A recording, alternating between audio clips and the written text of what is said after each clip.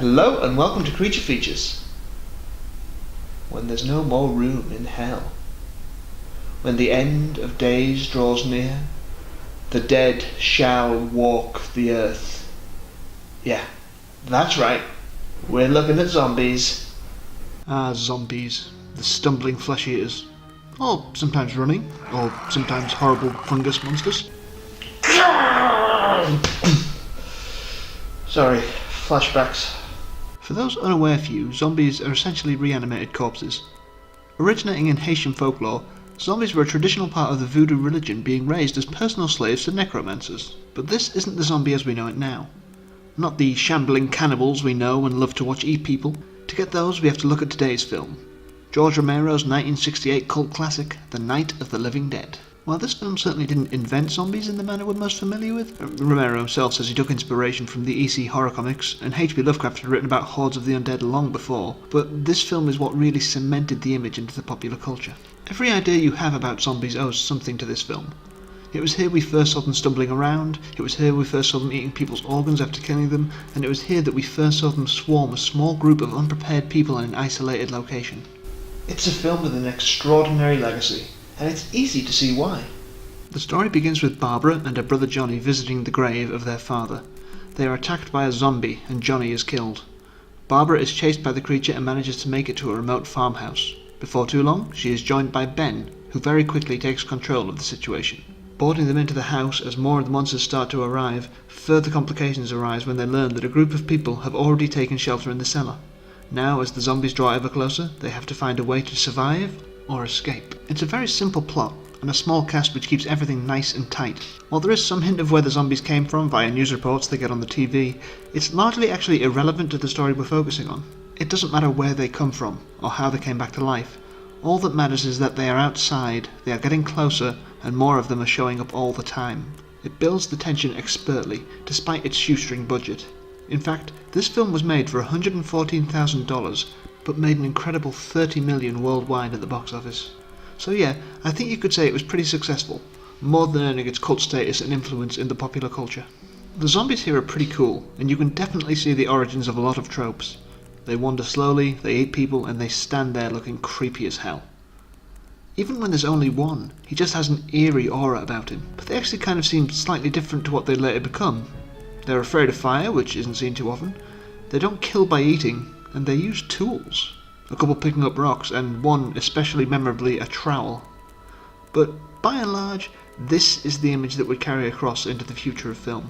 But the influential zombies, now that is a name for a rock band, aren't the only things worth looking at in this movie. Because this movie has Ben. Played by Dwayne Jones, Ben is the de facto hero of the movie. He's doing everything in his power to stay alive and doesn't have time for anyone to mess it up. But the most remarkable thing about him? He's black, and it's completely incidental. At that point in movies, and still a little bit today, it's rare to see a character played by a black actor where it's completely irrelevant. Very often they're written with their skin colour as part of the character, sometimes in ways that feels important and work, others in ways that feel like they're very much written by out-of-touch white old men. So it's very interesting to see a character where it doesn't matter either way. But the character wasn't written with a black actor in mind. He was going to be a white trucker type. In the original script, he wasn't as intelligent as he comes across in the movie. An original portion of the script was written like this: "Don't you mind the creep outside. I can handle him. There's probably going to be lots more of them. Soon as they find about us, I'm out of gas. Them pumps over there is locked. Is the food here? I'll grab some grub.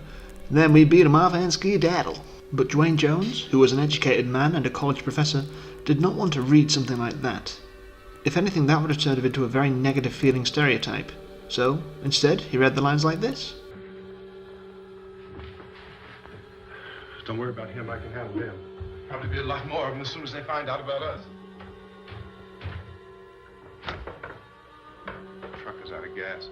This pump out here is locked. Is there a key? We can try to get out if we can get some gas. Is there a key? This helped to elevate the character to something far more relatable and interesting overall. But we can't look at Ben without looking at the ending. So this is where we're going to get into spoilers for this nearly 50-year-old movie. At the end of the night, Ben is the only survivor. He leaves the cellar and looks out of the windows to see the squads of soldiers killing the last of the zombies, and they kill him. This has been read by many as a commentary on racism, like they killed Ben because he's black. But I don't think that's what they meant it to be. First of all, these characters were killing a whole bunch of zombies anyway, so they could conceivably have mistaken Ben for one. And you have to remember that the character wasn't originally written as black, and the script was barely changed. But that said, if people can read into this a commentary on, say, police attitudes to people of colour that are still running to this very day, they absolutely should. Because all too often the meaning people take from films can be different to what was intended, and that is a good thing. I just think that this is an example of accidental meaning in a film. Must be nice, accidentally making a poignant statement that holds up to this day. God damn it, this movie's good. But while there's a lot to be said in favour of how this movie portrays its black character, it leaves a lot to be desired in how it portrays its women. And as you can see, being a white man, I am more than qualified to discuss the issues that we are talking about in this episode. Basically, the men get to be characters. They get to do something. They have moments of strength and weakness. The women are mostly reduced to this. Help me! Oh, help me! Anyone let me go, you ripped... Now, I know what you're thinking. It's a horror film from the 60s. Of course the women aren't well written. And while I do accept that the culture surrounding the film has to be considered, this film does so well in innovating in other areas that it's just sort of disappointing when it's so regressive in this one.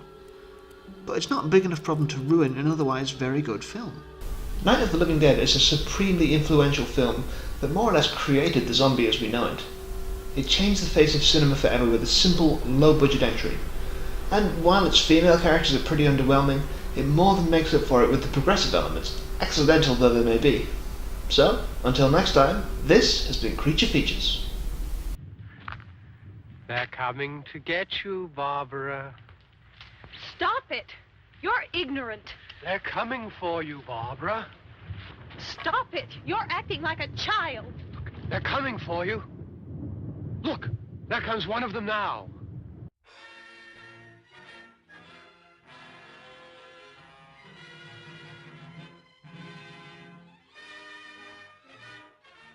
Yeah, they're dead. They're all messed up.